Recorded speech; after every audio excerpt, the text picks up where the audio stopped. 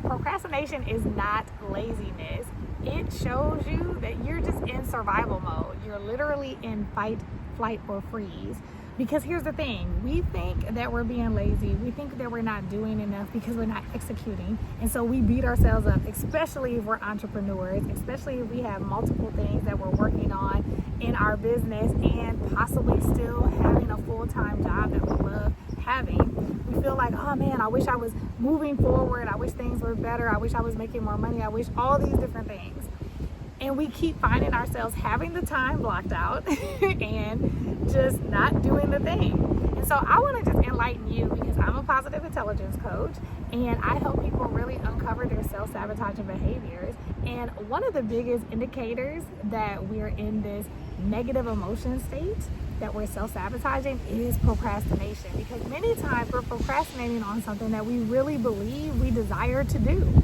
And so it's funny when we don't do the thing that we say we exactly desire to do. It has to be because there is a reason, and it has to be something that is related to just how our brain works. Our brain is designed to keep us safe. The amygdala is looking to keep you safe.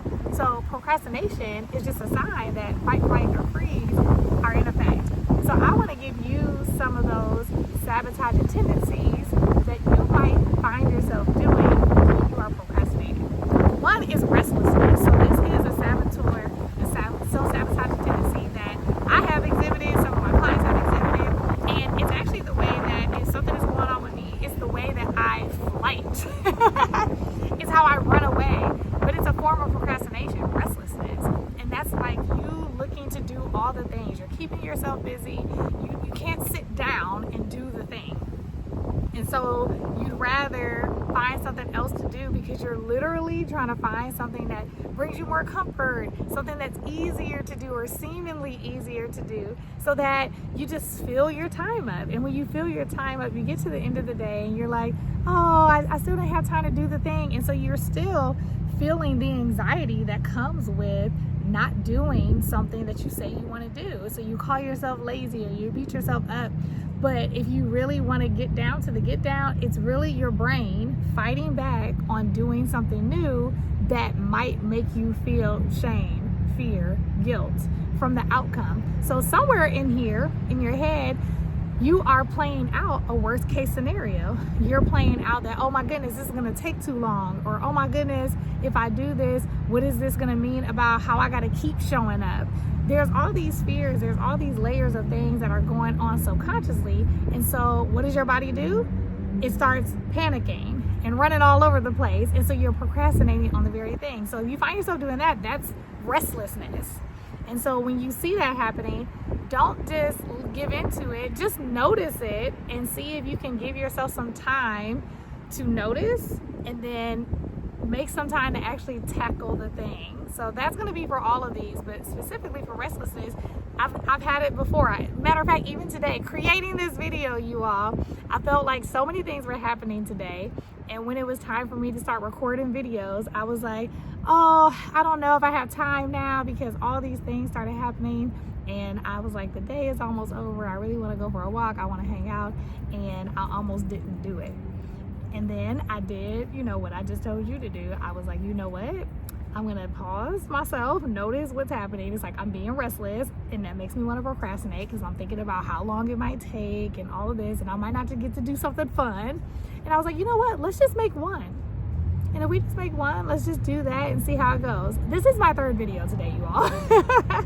And so it just shows when you notice it and you stop yourself. And that takes practice because I don't always win, but most times I do because I've been practicing this. You get to notice. You get to take some time to just, shift yourself into taking action and just do it very small so that it feels like it's not too hard. So that's restlessness. Another sign that you might be procrastinating, and I want to give you words so you can articulate it. This is another self-sabotaging behavior, is avoider. If you are just straight up avoiding it. So they can seem similar, but avoiding is almost like it's right there. I'm just going to go over here. You might not get busy with a whole lot of things, but you're just going to find another way to turn. You might just stare at it the whole time. I know you all have been, if you're watching this video still, I know you have been there. It's so funny. I think we have to laugh at ourselves sometimes because I'm like, yo, like I'll be staring right at the computer. I had to write a book. I have another book that I'm working on, and I'll just be right here. And I'll be like, whew, just avoiding typing. It's like I'm right here. And that is more of a sign of like freezing. And sometimes if it's literally me walking away to avoid it, that is a flight, right?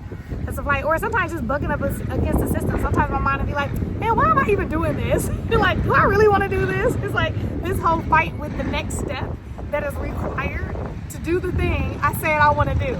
Sometimes I'm like, man, are we crazy? But literally, it's how our brain works. I don't want you to be beating yourself up and all of that. I want you to notice, and I want you to take control. And taking control takes practice. And so one thing is to just get very attuned with your nervous system. You need to understand and feel your body doing these things. Like I literally have gotten used to practicing this so much. I can feel when my body is like freezing up. I can feel when I'm like tensing up and I'm starting to get wacky. And so with that being said, when you start noticing it more, then you can start calling it out. You can just say, you know what, I'm just being restless. Let me take 30 seconds and start writing the pages to this book. Or you know what, I'm getting wacky because I don't want to do this. I think it's going to take too long. So let me just put a timer on for 10 minutes and just start tackling a little bit of it. Or you know what, I'm afraid of what that customer is going to say when I tell them that I want to raise the prices. So you know what, I'm just going to take 2 minutes and I'm just going to breathe. And I'm just going to imagine the best case scenario. If I start thinking about what I believe they would say or what would feel good for them to say, and then I'm going to send that email. I'm going to do that within 2 minutes. If we start noticing it and then take a small action that will help us close that gap, it will help us start getting the momentum to start doing it. And the last thing, which I think is a bonus, is that we get to change the way we talk about ourselves. Many times when I'm working with clients, I'm like, stop calling yourself lazy. Stop calling yourself a procrastinator. Stop calling yourself a restless person, or stop using these names to identify yourself. If you've been watching my videos and you know I'm really big on how you identify and what you identify yourself as.